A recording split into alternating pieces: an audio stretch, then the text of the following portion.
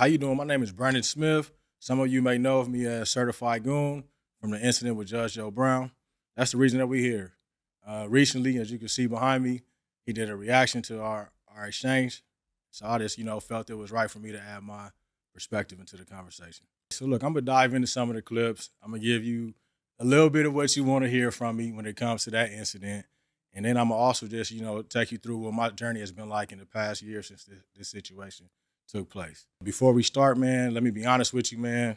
The real reason why I'm jumping in front of this camera, man, is because this video has had like 36-something million views on one platform, 16 million on another platform.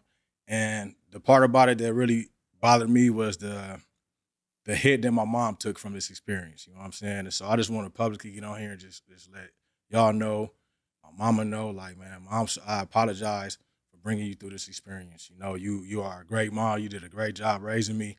I made the decisions that I made in life, but you did your part, and I salute you, man. So, yeah, let's get into it. I'm going to talk my shit. Let's get it. I didn't go to Vegas to party. Well, what'd you go there for? Gamble? That's none of your business. Oh, yes, it is. That'll be a $50, $100 assessment for impertinence. Now, you want to get... Hey, why you slam your glasses on me like that, bro? cute with me? You want to tell me the truth? you being real cute. That's another $100 assessment. Hey, so look, let me just dive into this dynamic. When y'all look at the exchange between me and Judge Joe Brown, right? I don't know, like, what your situation is if you are a black man, what your situation is with your elders. You know what I'm saying? But if you look at my behavior throughout this video, I lead with love always. So I enter with respect. I refer to him as sir, but you can tell from his inflections and his tones, like he came in hot on me off the bat. You feel me? And so even when he came in hot, I still was trying to navigate him, you feel me, without going there out of respect for my mom, because that's the difference between me and some people, right? Some people just grow up in life, right? But I was raised, you feel me? And so my moms and my family, they put like a specific interest into me. And so they taught me how to behave socially, And so in terms of my engagements in public, I'm going to always give everybody the benefit of the doubt. But if you go left with me, I'm not going, homie. Come on, man. I suggest you stop before I bust you badly, son. Don't disappoint your mother. Talking to. Oh, you want to be like that? Bring the witness in. Yeah, bring your witness. Look at this square. Now, swear the witness in. Hey, pause. Let me stop. Look, I'm gonna be honest, right? I said, look at this square. That was pure. But to be honest, man, I don't mean no harm to none of these brothers, man. Like, God bless everybody involved, right? But if you come from a certain situation, you come from a certain demographic or geographical location, we deal with what we deal with, homie. And so if you choose the underworld or you choose to be a civilized citizen in society, right? There's terms of engagement, bro. Like, you got to behave a certain way in each world, bro. And I say that because in this current stage of my life, like, I'm not in the streets. I retired from the gang banging, all that stuff, man, like damn near 10 years ago. So I'm just looking back on this moment from that perspective, right? And so you got these dudes up here who was projecting a certain image, living a certain life, but in reality, man, this is the type of time they on. And please, Madam Sonia, if you would. Yes, Your Honor. Okay, stay quiet. Please raise your right hand. I wouldn't get cute. Do you promise to tell the truth in all matters before this court? Yes, ma'am. Thank you. Young man, please state your full name for the record. William Winston.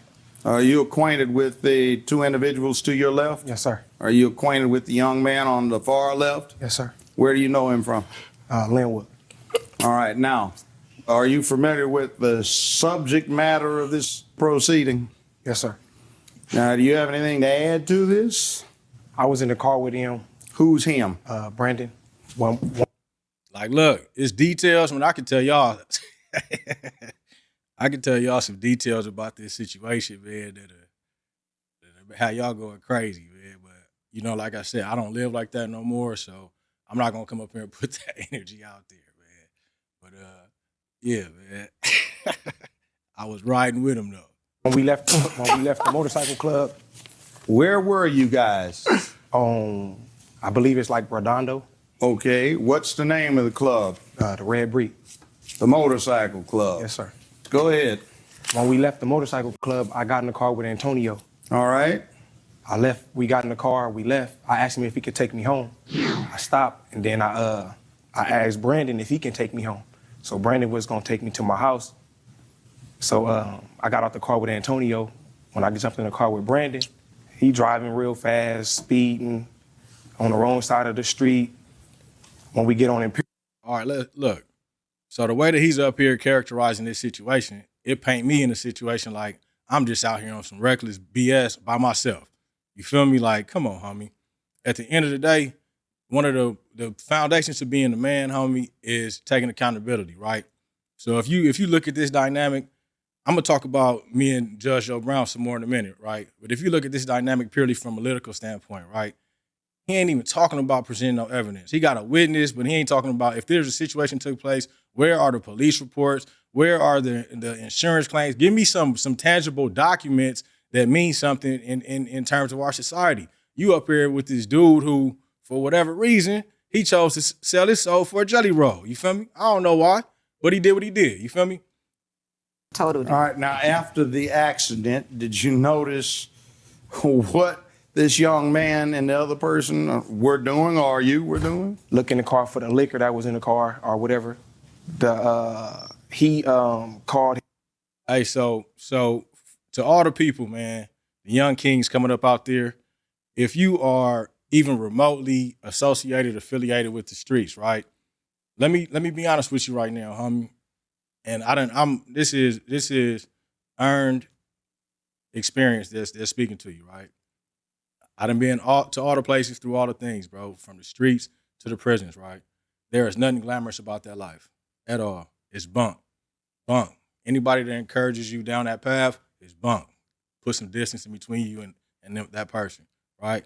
But for those who do jump off the porch, just know, homie, like true from my heart, 85% of the people you're going to be around in the streets is these dudes on the other side of this aisle, homie. This is who out there in the streets, homie. I don't care what you say, how hard, how many fights, how many times you done bust. I don't care, homie. 85% of the people out there is like this over here. So if you're choosing that path, just know what you're dealing with, homie. His mom, he told his cousin that he was gonna call his mom and tell his mom that the rental got stolen. But then we was thinking like, Man, why you sorry, gonna Mom. that your rental got stolen and your fingerprints was the last ones on the car. So one of his friends put. This nigga said fingerprints like a murder or something happened. Fuck is you talking about? He's just ready to tell on something. The fuck? Up, he jumped in the car with his friend, told his mama the little situation, and I guess that's how they made the police report about the stolen car. But the whole time the car wasn't stolen. We'll be back with more Judge Joe Brown. Seem to have a considerable history with rental vehicles. Here he go. That you've wrecked. How would you know Sir, that? may I speak? Oh, you Look, might respectful. clear it up. Sir, what doesn't make sense to me is this. If there was an accident that occurred, why weren't the police notified? They were. When? See, so you heard him say they were, right? Now he about to dive into a whole nother angle. What I'm talking about, if they're saying that there was a car accident that took place, right? This is in 2010. It's not today's times where you could just report the incident. Back in those days, police reported to all those situations, bro. So if a car accident took place between two parties, where is the police report, bro? That's all I was asking this dude. And you see his energy immediately like, oh, you think you one of them smart niggas. Nah, nigga, you gonna play the position I want you to play, and this the angle I'm approaching it from. So once I seen that he wasn't being fair, just like most of the people who go through the judicial system, no matter what the evidence you have to defend yourself against the crimes you're accused of, if they got an angle, they feel like you did it, they're gonna do whatever they can to make you stick to that damn that charge. And if you don't, what they're gonna do is make your life hard enough to where they force you into taking deals. You feel me? So it's like, I'm just one of them dudes. I'm kind of, hey, listen, homie, I'm not going, homie. I have the report right here. That's the report you made. No, not at all. My report was made the night of requesting. The night in question. You don't want to hear what I'm talking about. Yeah. You heard him. Oh, that's you ever had them square ass uncles at the family functions that want to sit in the house with grandma and auntie and all them while we outside shooting dice, slap boxing and shit? He one of them niggas, bro. You know what I'm saying? Our energies immediately conflict as soon as we around each other, nigga. You Ass nigga, man. Well, how is it that you were at the same club they were at, the vehicle your mother Look at this smirk. This nigga's a weirdo. ripped off from that club and it just happened to strike them? I have no clue. Because you're lying. I'm not lying about anything. Son, I have all you're my lying. evidence. I have all my You're evidence. lying. You don't want to listen You to are it, lying. then don't listen to Don't it. But try you're to not break. Hey, look. Hey, look. They edited the hell out of this video, bro. Hey, look. I picked up the glass of water. I was about to throw the glass of water at this dude. My mom's grabbed my arm. When you see... Hey, bro. I apologize again, Mom. But hey, listen, man. I ain't going, Now, You're by not going to trying sit here put this and not on, be allow me quiet. to say I'll my bust case. you. You can't do that. How Now, about you that? keep it up. Let me get my point You across. keep it up. You You're not don't about to do have me a like point that. because the Yeah, you're deeper not gonna you do get like into that, it, homie. the more you get Tremendous. deep into a perjury It's charge. not fair. You won't be walking too far Just be fair. without a warrant for your arrest. There's also an ongoing investigation for a felony hit and run, and we've got enough to bust you right here. That's not right, though. Just be fair. That's all I'm It's asking. not your line. That's all Be I'm a asking. man. I am a All I asked was you be fair, man. That's it. Be fair. I wasn't asking for no preferred ruling, preferential treatment, none of that. All I was asking was you be fair, bro. I would have took if it was a genuine L. If I took the L, I was gonna walk up out of there respectfully and move on with my life, man. But look, before we move forward, man, because I'm about to stop talking about this, right? Before we move forward, how did we even get into this situation? You know what I'm saying? At this time, you can see I'm a young bull. You know what I mean? I'm definitely not going to court. But these dudes, as you can see, they don't seem like to go to court type of people either, right? So what makes you think we landed here? Ran into a situation I ain't gonna speak on. But at the end of the day, I was full of my ego. You feel me? I could have this whole proceeding was over like $1,500, man. It wasn't even no money. But I locked my position because I wasn't wrong. I was willing to be accountable for my behavior, but I wasn't gonna accept nobody else's weight. You feel me? And so after that, I was willing to go as far as it was gonna go in regards to me not giving this dude no money. I'm not giving you nothing, bro. I'm not giving you nothing. So I say that, and I say what I say about Judge Joe Brown. Like I said, I feel like, you know, in our culture, man, we have people in our culture who educate themselves and they get jobs and they get titles, right? And they start to identify with that shit, man, and it becomes who they are. And one of the first things that they let go of when they take on that new identity is their blackness, you feel me? And so they'd rather detach themselves from us in order to assimilate into this other world that they're trying to get into, right? And so with that being the case, man, when they get up there and they get to looking back on us like we not on the same playing field, you know, you run into a person who really out here grinding or who really come from something, he ain't gonna let you look down on him. Like, you gonna respect me the same way you respect that white man who boot you licking, nigga. You know what I'm saying? And so that's how I feel about this particular engagement between me and Judge Joe Brown. He thought I was a young goofy out here, not, you know, irresponsible, not taking care of my business. The reason my mom's was here because I was 23. If you know about renting cars, you can't rent no car until you're 25. So I cashed moms out to rent me a car, bro. That's the only reason she here. I wasn't being irresponsible. I wasn't on no goofy shit. In regards to what I was in Vegas for, the same thing I told him, nigga, that ain't your business, nigga. You know what I'm saying? But think about it, man. I'm 23. I'm renting cars, hitting traffic, going to Vegas, doing what I'm doing. I'm having it my way, bro. And then you got this nigga over here with this car that's registered and this girl name, nigga, and you get into an accident, you ain't got no motherfucking insurance. Man, get your bum ass out of here. You irresponsible. You feel me? So since you want to be irresponsible, you want me to carry your weight. I got insurance. Fuck is you talking about? This is a $500 deductible to me. What is you talking about? But you want to make it into a situation. And I'm standing firm on my position, man. They call it standing on business, right? I stood firm on my position, bro. I'm not going, homie. And so look, with that, I'm going to play the rest of this, but then I want to give you a little backstory of what my life has been like since this video and what we doing in the future, man. man. Oh, you're not. You got your hands in your pockets. Yeah, well, my body thumbs out, language. which You know mean what I'm that open to means? You know what that conversation. I means? know what my Excuse body me. language is saying. I will enlighten you and banish some of your ignorance. Now, your mother I'm deals with uncomfortable. probationers, parolees, and she's listening to you, and she's not even looking at you because she's She has listening no to need your tone. She can sit down. And You can by talk the to way, me.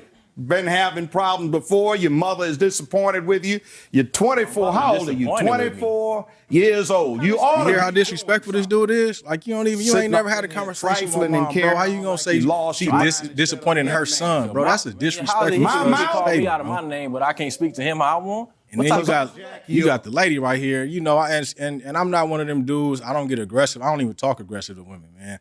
I'm not a woman abuser. I'm not into none of that. I defend women. All the black women or women in general, you safe in my presence. You feel me? So when the bailiff lady, she started speaking to me and she's trying to, you know, inflict like the muscle, be the muscle for this dude. I'm like, damn, you putting me in a cold position, man.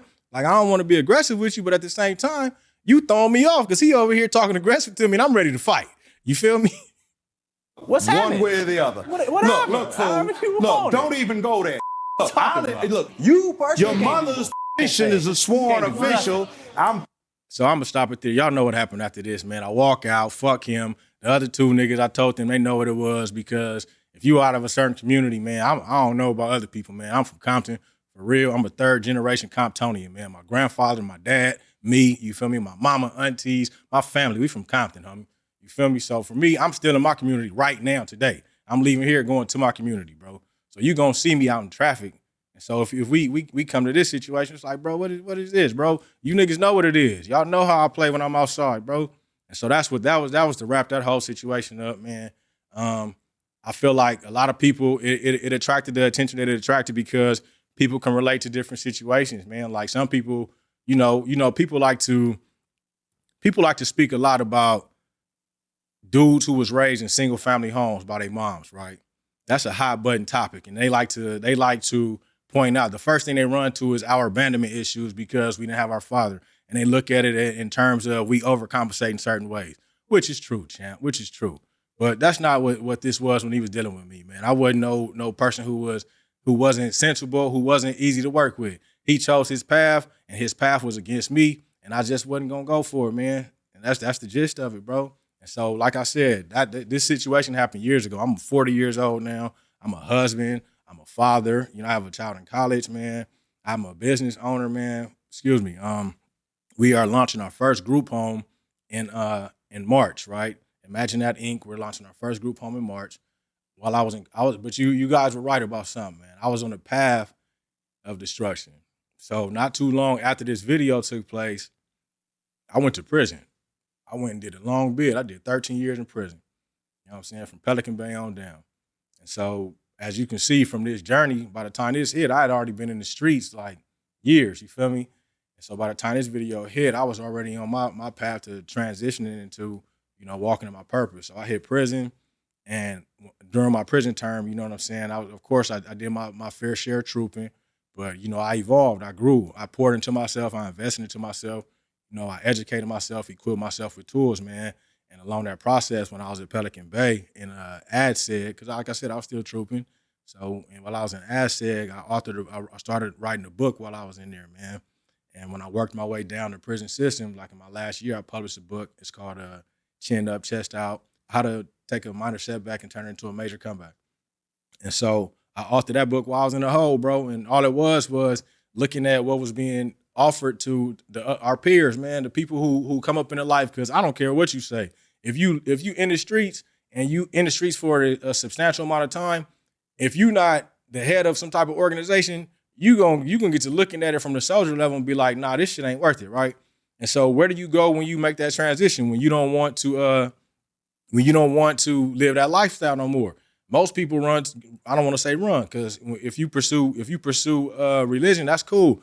Reaching out to your God is one of my main priorities. My priorities are faith, family, finance. You feel me? And so that was my main transition. When I let go of the streets, I reached my hand out to God, right? And so my thing was, once I started walking on that path of trying to get my life right, the only two options that was available was, you know, be super square or you know what I'm saying, or be, you know, some type of off-brand. And I wasn't interested in either. My thing was, I am who I am. And so all I wanted to do was take the good components of me and transition them in a different direction. So my main promise to God was that I wouldn't use my God-given talents to do no harm anymore. You know what I'm saying? Like I was when I was in the streets trooping.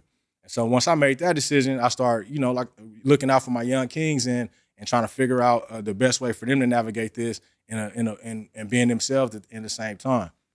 So that made me author this book. So like I said, since I've been home, man, I've been a husband focusing on my family, just getting back integrated into my community.